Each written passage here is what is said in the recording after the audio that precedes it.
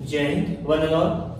The topic we are going to study today is Wheatstone Bridge. ये Wheatstone Bridge basically होता क्या है? It is an arrangement of four resistances in the form of a bridge which is used for measuring one unknown resistance in terms of other three known resistances. इसका मतलब क्या है? ये bridge इस्तेमाल किया जा रहा है एक अननोन रेजिस्टेंस निकालने के लिए। ये मेथड यूज किया जा रहा है एक अननोन रेजिस्टेंस निकालने के लिए एक ऐसे ब्रिज में जहां पे चार रेजिस्टेंसेस होंगे, आउट ऑफ विच एक अननोन रेजिस्टेंस होगा और उस अननोन रेजिस्टेंस की वैल्यू बाकी बचे हुए तीन रेजिस्टेंसेस के बेसिस पे निकाला जाएगा। यहां पे एक डायग्राम गिवन है जो कि आप देख रहे हैं। 1 2 3 4 चार रेजिस्टेंसेस हैं हमारे पास यहाँ पे, जहां पे हमने S को अननोन रेजिस्टेंस सपोज किया है। S को हमने क्या सपोज किया है? Unknown resistance. Now we need to find the value of S in terms of P, Q and R। In terms of P, Q and R। Let's go for the principle. Principle क्या कहता है?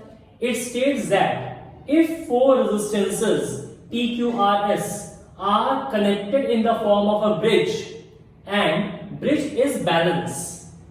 Okay, तो क्या कहा गया? चार resistances है P, Q, R, S, इन्हें ब्रिज के फॉर्म में कनेक्ट कर दिया गया है और अगर ब्रिज बैलेंस है, if bridge is balanced then P upon Q is equals to R upon S आता है। ये वैल्यू आएगी जो कि हम लोगों को प्रूव करना है, जो कि हमें प्रूफ करना है। तो पहले ही मैंने ये डायग्राम का एग्जांपल दिया, अब हम लोग इसी डायग्राम को सॉल्व करेंगे। तो क्या किया गया है? P, Q, R and S लगा दिया गया है, जहां पे S आपका अननोन रेजिस्टेंस है। यहाँ पे V पोटेंशियल डिफरेंस की बैटरी लगाई गई है, एक की केबल लगाया गया है, यहाँ पे एक स्विच लगाया गया है।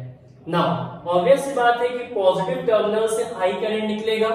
I करंट इस जंक्शन पे पहुंचा, यहाँ पे पहुंच के दो पार्ट में डिवाइड हो गया, I1 एंड I2। जैसे ही I1 A से होते हुए B में जाएगा, I2 A से होते हुए C में जाएगा। जब I1 B पे पहुंचा तो अगेन दो रास्ते मिले, दो पाथ मिले। मान लेते हैं कि I1 से IG करंट निकला जो कि गैल्वेनोमीटर में जा रहा है। I1 से IG करंट निकल गया जो कि गैल्वेनोमीटर में जा रहा है। सो IG करंट का डायरेक्शन शो कर दिया गया। अब I1 से निकला है, दैट मींस जो फर्दर ब्रांच है BD ब्रांच, इस ब्रांच में I1 माइनस IG करंट जाएगा। इस ब्रांच में I1 माइनस IG करंट जाएगा। नाउ अगर हम इस स्विच को क्लोज कर दें तो IG यहां से होते हुए C पॉइंट पे आएगा, I2 इस पाथ से फॉलो करते हुए C पॉइंट पे आएगा। दोनों ही वहां पे एड अप होंगे और एक साथ कितना जाएगा? I2 प्लस IG जाएगा। I2 प्लस IG कौन सा पाथ फॉलो करेगा? C को फॉलो करते हुए D तक जाएगा और यहां से I1 माइनस IG B को फॉलो करते हुए D तक पहुंचा। अगेन D पॉइंट पे क्या क्या मीट किया? I1 minus IG and I2 plus IG, ये दो वैल्यूज मीट हुई। कौन कौन सी value? I1 minus IG, I2 plus IG। On adding these two, अगर हम इन दोनों को ऐड कर दें तो ऑब्वियस सी बात है कि IG कट जाएगा, आगे बढ़ेगा क्या? I1 plus I2 is equals to I। That means जितना करंट निकला था यहां से, पॉजिटिव टर्मिनल से जितना भी करंट आपका एग्जिट किया, उतना ही करंट आपके नेगेटिव टर्मिनल में एंटर कर रहा है। और यही केसीएल लॉ कहता है, किरचॉफ का जो करंट लॉ है वो यही कहता है कि जितना करंट एग्जिट करेगा उतना ही करंट एंटर भी करेगा। हेंस हमारा करंट जो है वो डिस्ट्रीब्यूट हो गया है सारे ब्रांचेस में। Now if we consider the loop, कौन से लूप की बात कर रहे हैं? ABC, हम इस लूप की बात कर रहे हैं। ABC करंट ऐसे घूमते हुए इधर आएगा, करंट A से B जाएगा, B से C जाएगा, C से A आएगा। This is the loop. तो हमने लिया इन ट्रायंगल ABC, इस ट्रायंगल की बात कर रहे हैं। सो करंट जो है वो ए से बी जा रहा है, सो I1 into P, I into R, P is the resistance, okay, that's why I1 into P.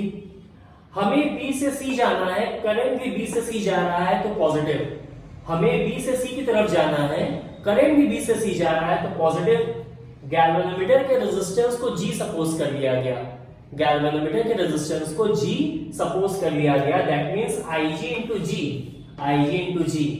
Now C से A की तरफ जाना है, we have to move C to A, but the current is moving from A to C. We have to move C to A, but the current is moving A to C. That's why a negative sign. Negative sign लगा दिया गया, I2 into R is equals to 0. V is equals to IR.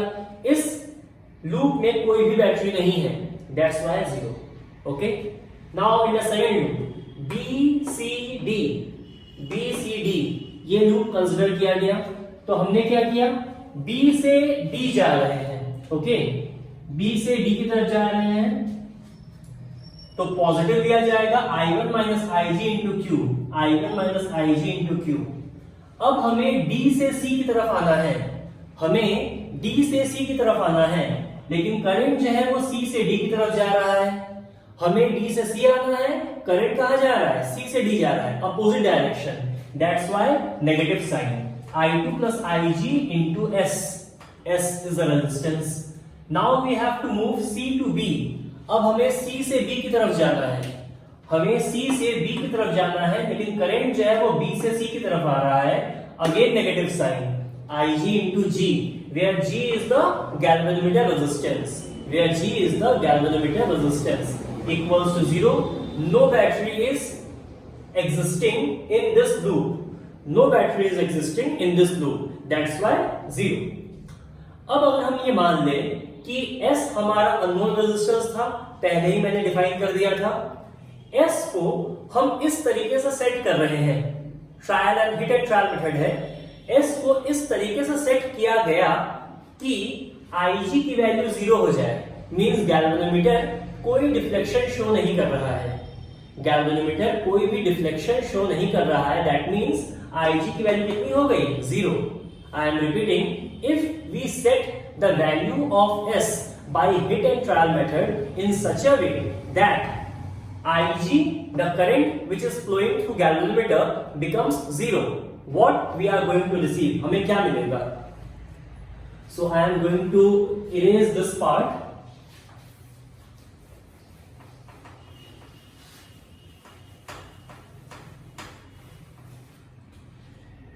This is our equation number 1. This is our equation number 2. We are putting IG is equals to 0. That means I1P minus I2R is equals to 0. And I1Q, I1 into Q, IG is 0, minus I2 into S, minus I2 into S, this part is again 0, is equals to 0. So I1P is equals to I2R and I1Q is equals to I2S. This is the equation 3 and 4. On dividing 3 by 4, 3 divided by 4, what we will get? P upon Q is equals to R upon S. So finally we got the value. Finally हमें value मिल गई, और इसी तरीके से इसे solve किया जाता है, एज वेल एज इसे प्रूव किया जाता है। यहां पे 2 पॉइंट और है, ध्यान रखिएगा। ब्रिज सबसे ज्यादा सेंसिटिव कब होगा? The bridge will be most sensitive when all the resistances are of same order.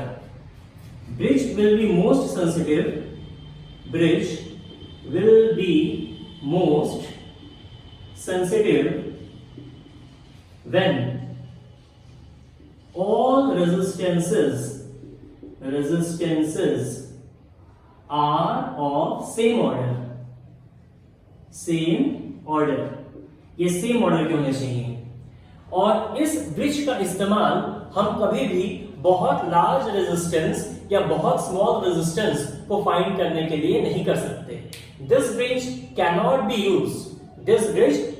be used to find very large resistances or very small resistances. Hopefully I am clear. Thank you.